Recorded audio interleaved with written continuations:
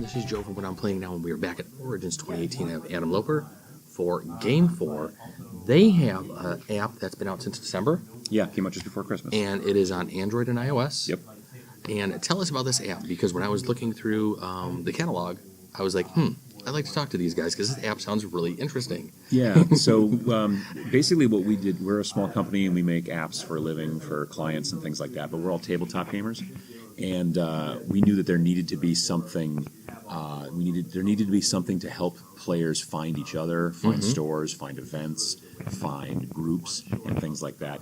And there's Facebook, there's meetups, there's a bunch of different things out there, but none of them are gamer centric. Right. That's really the big thing. And also, they're all over the place. You might have one group that you work with on Meetup, but this other group you might work with over here, and you maybe try to find another group, and you're looking just on straight Google, and it's very difficult. It is very difficult, because I was going to say, I've tried to use Meetup before, and trying to find groups on there is a hassle. Yeah. They almost make it to where you don't want to use it. And obviously their demographic seems to be people who kayak while bike riding, because that's all the advertising. That's all you ever see on there. And we decided we wanted to make ours really about gaming. So everything that we do is gamer centric, and it's all for tabletop gaming. Right. So board gaming, CCGs, RPGs, and war games, which is kind of my thing. But we've got amongst our group, we've got role players. I mean, honestly, actually now at the office on Tuesdays we play D&D during lunch. Oh wow! Okay. So we've got that, but we've also got board gamers. We've got role players, everything, even some CCGs. And so we've kind of got that. We're all gamers, and we knew that this needed to be something that was done. So like I said, we launched it just before Christmas 2017, so it's been not quite 6 months at this point. We've got about 17,000 registered users, 20,000 downloads. We've got 800 groups. We really started starting to push it and doing the marketing in about March, actually. Okay. We went to the Gamma trade show in Reno, Nevada, and then there you're talking to 800 store owners. Yeah. And you're just straight up just talking to these people who are coming by who are frustrated with Facebook because maybe their store has 1,000 likes and they post an event and 100 people see it. But about 20 minutes later, they get an email from Facebook saying, hey, for $20 more, we'll show it to 200 more people. And so we don't want to really do that. This is a free app. We do have monetization, kind of starting to work in there. We're going to be adding some advertising. Okay. We're going to be adding some subscription levels. But all the stuff that I've explained at this point is all free. Users can post events. All right. Stores can post events. They can get verified for free, so that they can post events as their store. And then when they get verified and they add their events, they don't have to do it on their phone with their thumbs. They can put in their Friday Night Magic and all that stuff through a web portal. Cool. So they can do it on a laptop. They can do it it's tablet friendly as well, but they can also do it on desktop. Yeah. And then that way they can put in events. Friday Night Magic's every Friday night. They have repeating events available to the stores. So getting verified for stores is free. They just go to the website. There's a link down at the bottom that says store owners, and they kind of follow that. Groups are also a newer thing that we launched back, like I said, probably in right around March time period when we got to Gamma. And groups, you have a free tier of groups, and then you have our first kind of subscription base was groups. And so we now have a $5 a month subscribe for groups. That's perfect. That's a third of meetups. Yeah, that's definitely fine. So what you get for that is instead of only 10 members in your group, you be able to have 15. You can do repeating events. You can also have, right now, if you're a free member, every event that you post has to be in a store. And the reason we do that is because of safety. We don't want people coming to someone's house. We don't want people, coming to someplace they didn't expect.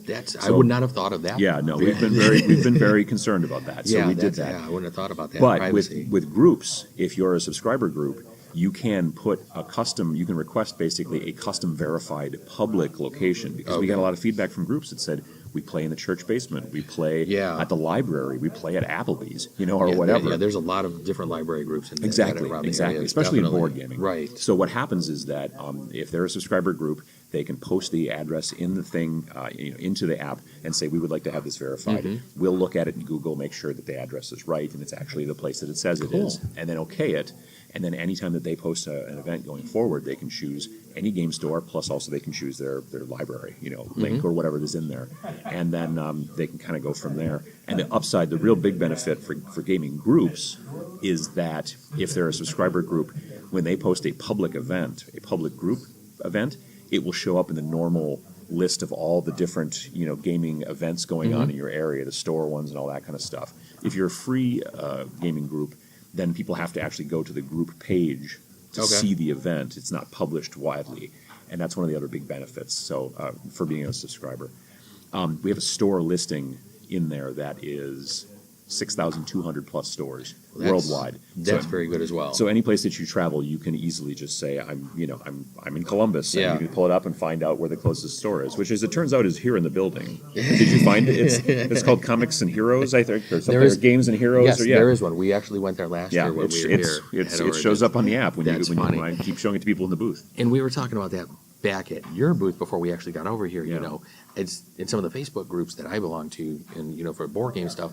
There's people posting, saying I'm traveling to this area. Yep. Tell me what are the best local stores I need to go to. Exactly. And there's a lot of times where people don't even respond. Mm-hmm.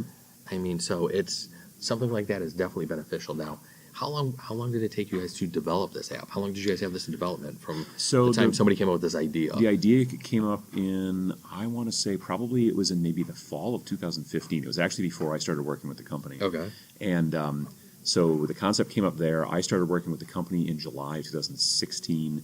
And so we had already been doing, basically research really started in full speed once I joined the company. Mm-hmm. So we were doing a lot of market research, looking at other apps that were out there that were kind of in the same vein. And there have been a couple.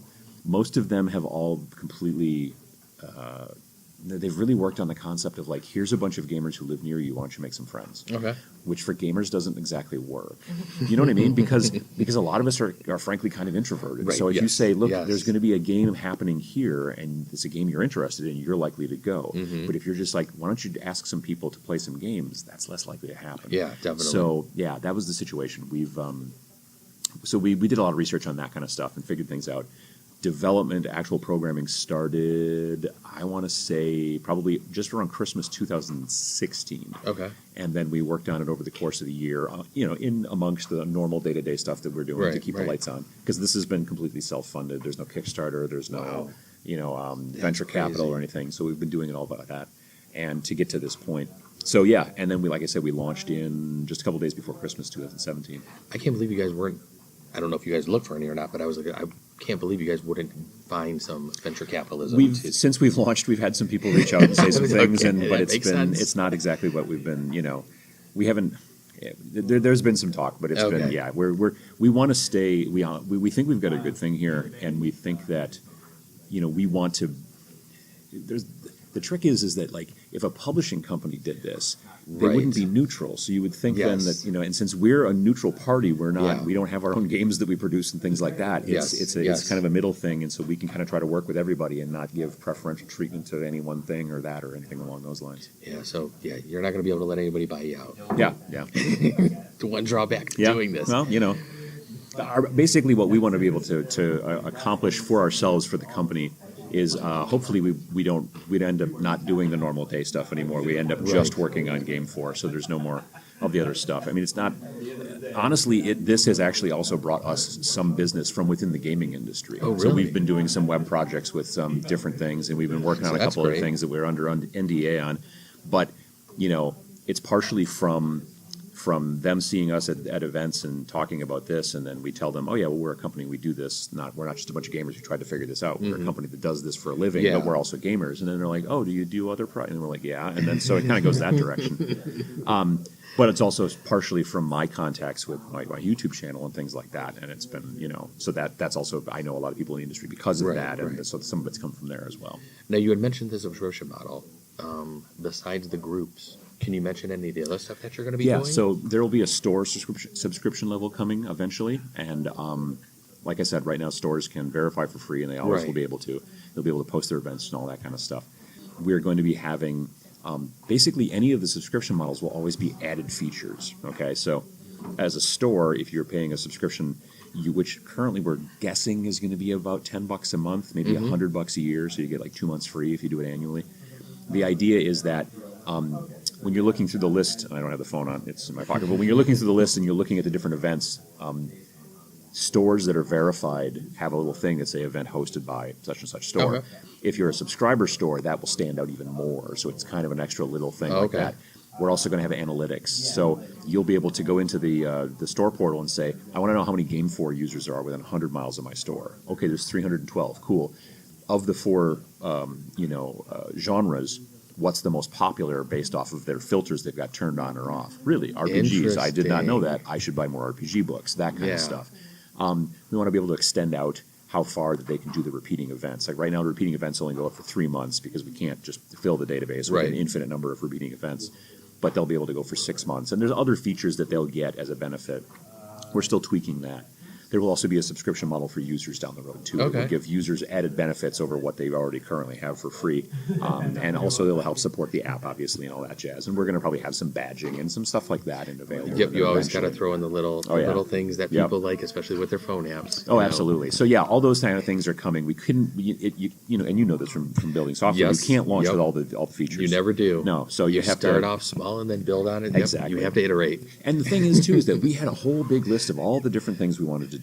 And then we did that thing where you make a chart and you say, this is easy, this is hard, this is very useful. Throw it up on the whiteboard. And you throw it up on the whiteboard and you make that big line and say, this is our MVP, our minimum viable product.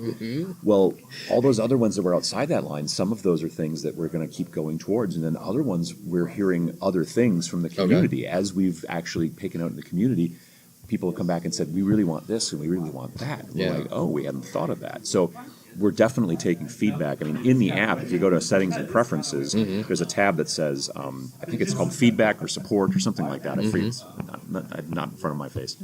And there's buttons there for feedback and for questions and for ideas and things like that. And you can send a message direct through the app to us. Great. And, that's really because we want to know what the community wants. Yeah.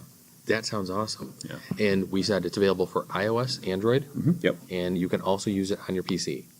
Well, only if you're a store. Only if you're a store? Coming eventually, we are going to have a kind of a frankly stripped down web version of it because we know some people don't have smartphones. Some people have got like a Windows phone or something like that we're not probably going to write for. People still have Windows phones? And there are still people that are also using, just a desktop thing. We also do a new feature that's going to be coming soon, which will be kind of related to that, is something called deep linking. So basically, if you want to share an event from GameFor, let's say you share it on Twitter. Right. Someone clicks the link. It will then, if you're on your phone and you have GameFor, it will load the GameFor app and take you directly to the thing. Cool. If you don't have the GameFor app, it will take you to the App Store and say, would you like to download the GameFor app? If you're on a PC and you're looking at Twitter and you click on it, then it will, in theory, once we have this launched, go to the simplified kind of version, kind of like with Instagram. Yep. Instagram has a website, but it's very stripped down and simple. You can't post to the PC version. So we're going to be kind of having we're going to be having something kind of like that when we launch that, but that's a bit ways down the way. That sounds excellent. So before we end the interview, the name of the show is What I'm Playing Now. What's hitting your table at home? What are you playing lately? Completely off topic from your GameFor, but I have to ask the question because I ask it for every interview I do. Gosh, probably Gaslands from Osprey. Oh, okay, cool. Yeah, so that's the little Matchbox cars. Yes. And it's kind of post-apocalyptic, drive them around in a big race and shoot at each other. And I have not played it, but I've seen a lot of pictures and some videos on that one, and I am very interested in trying that out. I love post-apocalyptic games. And yeah, me too. I love card games like that, so that's, We had a little mini, for my YouTube channel, we have a little mini convention once a year, and it was last weekend. A viewer ran 2 big games of that, and they were a lot of fun. It came down to one person crossed the finish line, and everybody else was a smoking wreck or whatever. But it was a lot of fun. Nice. We really had a great sounds time. awesome. Yeah, absolutely. Well, that's great. All right, Adam. Hey, thank you very much for letting us do an interview here with Origins. Hey, everybody, we'll be back with more Origins 2018 interviews. Stay tuned. We'll see you later. Bye.